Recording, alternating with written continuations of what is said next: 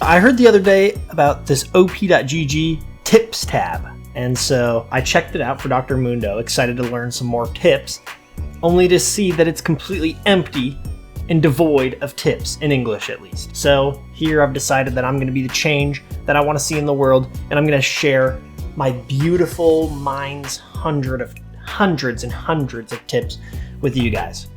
All right, my first couple of tips are all going to be around items. First tip is that on your first recall, you should always be shooting for a giant's bell, right? Try and set up your resets so that you push in on a slow push and you have 900 gold. If you are like 700 away, you should know in about 2 waves, that's when I want to back. But you know, it doesn't always happen that way. Maybe you get poked out of lane. Maybe you just have a good back timer at 800. So one important thing and little tip is that instead of at 800 going for Kindle Gem like you might be wanting to if you're building into Heartsteel or Anathemas, instead of going for the Kindle Gem, spend your 800 just on 2 Ruby Crystals. 2 Ruby Crystals, it's going to give you 300 health, whereas a Kindle Gem will only give you 210 haste. So just in my opinion, the 10 haste is not worth losing 100 health.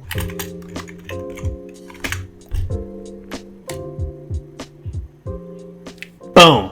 First tip added. My other tip around items, this is like a little bit of this is going to be up to your preference, but if you have a split push strategy like me, I like to play in the side lane, go take turrets, and I'm like less team fight focused. It's going to be, you should think about whether or not you want to buy Thornmail and Sunfire before you buy them. Same with Bramblevest and Bomby Cinder, because when you don't have them, this means that you can just walk straight up to the turret and take it in someone's face. It makes it much harder if you have these items. So obviously there are some games where Thornmail is just going to give you like insane value. Obviously go for it in those games.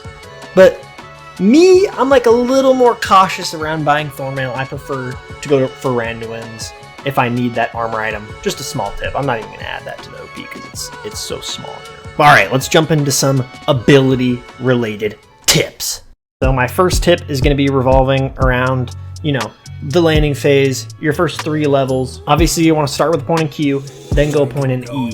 But at level 3, you don't necessarily have to put a point into W.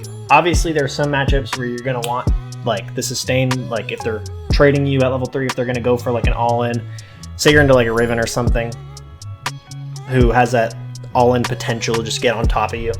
Sure, you're going to want to go for W. But there are plenty of matchups where, in my opinion, a second point in Q to do that extra little bit of damage will help you with CSing, avoid the W, go for the Q level 3, and get the W level 4. Ranged matchups, I think this is good in, because the W usage, like, they're more pokey, right? It's not really as useful as that second point in Q would be.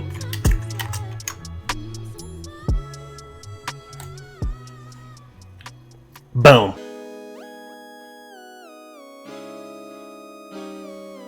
One other one related to leveling up. Okay, this is actually exactly what I'm talking about right here. As you can see here, they put the second point in Q at level 3, but there's actually another sort of, this is just all going to be preference, but what I've been doing recently and what like a lot of people have told me is good, and I feel it's good, is you can put 3 points into Q, right? So this all is the same.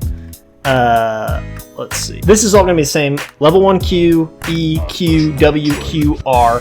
And then what I like to do is start putting points into E. Right? I did not come up with this. I learned this from Briefcase Men. Yeah, you actually just do way more damage if you put those points into E. Like, I was actually a little bit of an E hater, and I would just put points into Q, but I tried it out, and you just do some crazy damage. So give it a try. See if you like it. Just a preference one. Boom. Next tip. My next tip, and this is hot off the presses, okay? It revolves probably Mundo's most interesting move, the passive. One really important thing to understand when using the passive is that when you walk over it, you heal, and the cooldown goes down by 15 seconds. I mean, this obviously is important, at other stages, but it really becomes extremely important once the cooldown reaches 15 seconds, and picking up the canister just immediately gives it to you back. You know, you might be wondering, oh, you know, I want to know when the cooldown is 15 seconds. You go right here. It says level 16. That's actually not true. Let's see. Let me boot up a practice tool game to show you. Okay, here I am in the practice tool. You can see that right now my passive cooldown 60 seconds. Obviously, that's going to suck to get taken off me. Let's go up to level 15. Now, if the wiki was correct, then this shouldn't say 15 seconds, but of course, I'm correct, as I always am, as the #1 Mundo scholar in the world. Of course, I know more than the wiki. Level 15, your passive is on a cooldown of 15 seconds, and because of that, it's important to know when you're hitting 15, and in those sort of fights where you're into like a Morgana, like let's say you're into Morgana, right? And normally, what is her game plan going to be into you? Let's say you're level 14. If you're level 14, the Morgana's game plan is going to be hit you with a Q and then R to stun you, right? But if you're level 15, that's not going to work anymore as long as you get to the passive first. And so she might not realize this and will waste 2 instances of CC on you instead of just the 1. And like in sort of teams where, you know, each member only has 1 instance of CC, you actually see this quite a bit. I mean, you can just pretty much walk around just destroying everyone. You're like super strong at level 15 already, and so it's just important in those fights to pick up the canister when they have somebody who has a CC ability up, right? Something to think about.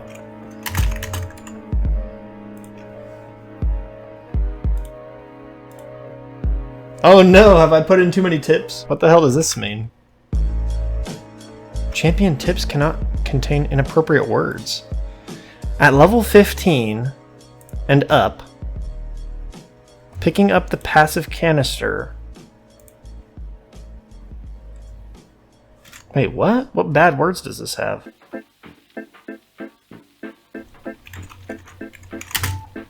I don't know what word it thinks it's bad. Okay, I got it. It thought the word passive was a bad word, so you can't use passive. Okay, but after level 15, getting the drop canister will put the CD back to 0. You know, not necessarily as beautifully worded as I would like it to be, but whatever. Okay, let's move on to some gameplay tips. There are 2 important factors for using your W, right? There's 2 things to focus on.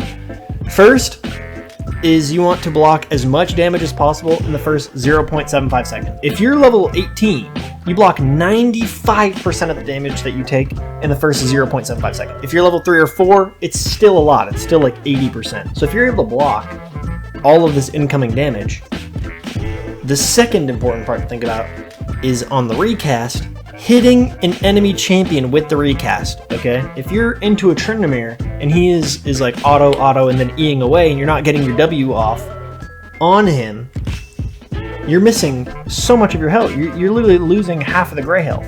And so you're healing way less. So 2 important things for the W. Block as much right when it's cast. You know, save it for the last possible second. And then recast it when you're next to a champion. There we go. All right, and then to wrap up, I have a couple of tips for landing Qs. This is one that I like for laning, right? And this catches a lot of people off guard. So look at this situation. Here, I'm gonna make it full screen so you can't see my face. Okay, obviously I'm the Mundo, right? And I am way ahead of this Riven. You can see I'm 3 and 1 sort of in the top. Okay, basically this wave is shoving into me. This is just all a bunch of mumbo jumbo to say that Riven getting hit by Q here would be terrible for her because she wouldn't be able to sustain it back. She has no way to do that. And she would miss a lot of CS or die if she got hit with too many Qs. So if you look at this situation here, it's gonna be difficult to hit her because she's hiding behind these minions, right? But one thing you can do to hit the Q is wait until this minion is about to die, right? As you can see, this little minion auto firing, right? This minion's gonna die. If you shoot the Q out, Sorry, this is a little bit hard to explain, but I'm just trying to make it make as much sense as possible. If you shoot the Q out as the minion is alive, she won't try to dodge it, even if the minion dies before the Q hits it, and then it goes past hitting her. So if that seems crazy, if I'm not making any sense, let's watch the clip, see what happens. Boom!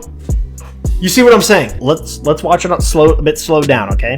So this minion will die in 2 hits, right? This melee minion here is actually locked onto it as well. I throw the cleaver. She doesn't even try to dodge it because she thinks I'm going for the minion and gonna kill that, but it dies. Boom, free Q. This will be detrimental to her.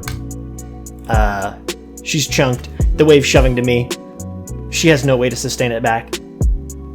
It might not seem like a lot, but it adds up, okay? There's one of my Q-tips, all right? Q-tips.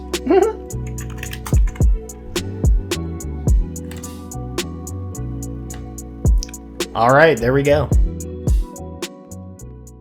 All right, this is another tip on how to hit an important Q in these fights, in these difficult situations in these fights, right? What do you think is going to happen if I try to Q this Darius? He's going to hide behind these 3 minions, right? If I go and try to fight him melee, like let's say I walk up and auto-E him, he's going to just fight me from behind these minions, and I'll have no way of queuing him. And I'll miss out on damage, right? So, one thing to do, and like, if this is a bigger wave, this would apply as well. But, you know, this is the first example I could find, so. Okay, I kind of feel like, you know, I was editing this part, and I felt like my clip that I selected, it was sort of a lazy selection. Didn't really exemplify exactly what I was thinking about in my head. So I went and played a game to see if I could find a better one. Still not necessarily exactly what I'm talking about, but this is sort of what I'm saying about the whole E into Q thing. Because I kind of feel like what I was talking about just made no sense. I want to Q this Gwen, obviously, but she's sort of unqueuable because of the wave. But I can see that the cannon is getting auto by the tower, so if I just wait until the whole wave is one-shottable by my E, then she is able to be queued. And this situation looks great, right? She's in a bunch of Baron wave. My little secret tip here is that you should never try to 1v1 Gwen, even when you're ahead of her, because that champion's a little bit crazy. But yeah, like let me see if I can, because I actually feel like this is a good tip, even though it's not making any sense. Like, okay, let's say that I'm here, right? And my enemy, I'll have them be, what color should they be? Let's have them be red. Right, they're here. Okay. I shouldn't have made them red. Okay, let's say they're green. Ah, the green looks kind of horrible. Okay, let's say they're orange. Okay, that's them, right? I'm the purple. Let's say they have a wave, right? They have like 3 casters and some melees. If this is the situation, what they're gonna obviously do is stand back here, right? But what you can do is you are able to move yourself here. It looks like you're charging the wave, when in actuality, let's say that I move from here to here. Oh my god, I feel like I'm fucking rambling. These minions here, these ones, are unable to be killed by my E, right? Let's say that's the example. So if I charge this person, and if I hit this person with 1 Q, they die, right? I chase them down to their tower somewhere over here, right? All that I need to do is hit them with 1 Q. So instead of like trying to move this far so that I finally have line of sight, all that you need to do is walk up here into range where all that they're blocked by is these minions that are killable. I hope I'm explaining this right. So hopefully, I mean, if they are like not the most well-minded, what they might do is try to move this way to continue to be blocked by the whole wave when their tower is this way. So, I mean, I don't have a perfect clip to show it, but this is actually pretty useful. Obviously, then you E the minions and you land the cube, right? I hope that this sort of gives you an explanation. There's no shot I'm writing this down on OP because I don't even know what I would say. I can't explain it well at all. Fuck you, next tip, whatever. Okay, my final tip for you guys. This is just gonna always be something that you want dug into your brain. Okay, if you're trying to hit a cleaver, as I am on this guy, you know, he's got 1 sliver of Scarl health. I want to hit him with my cleaver. He wants to dodge. Look at this. I'm just going to play it slow. Because this is painful, right? I mean, this cleaver looks like it hits him, but it doesn't. This is a problem that all sorts of Mundo players complain about because of the perspective of the game. You just have to always aim a little bit lower than you think. Like, this cleaver literally goes straight through his face. Doesn't hit him. So, you know, instead of aiming here, if you want to hit him here, you should aim down by the feet, because imagine if the camera was on top, you know, and I hit it over here. I mean, it's weird because it's like rendered in front of him, so that just looks a bit odd, but you can just imagine it going behind him, and you don't want that. Just general tip for hitting Qs, aim at the feet. That's for hitting any skill shot, really. That's not really a Mundo specific one, but aim for the feet. I think I've done a service to the op.gg community here, adding my tips. If you guys have any tips that I don't know of, because these are all the tips I know, or at least could think of, comment them below, or on op.gg, whatever you want to do. Give me your tips, alright? Because we all want to become better as players, as Mundo players. So drop your Mundo tips, and yeah, thanks for watching.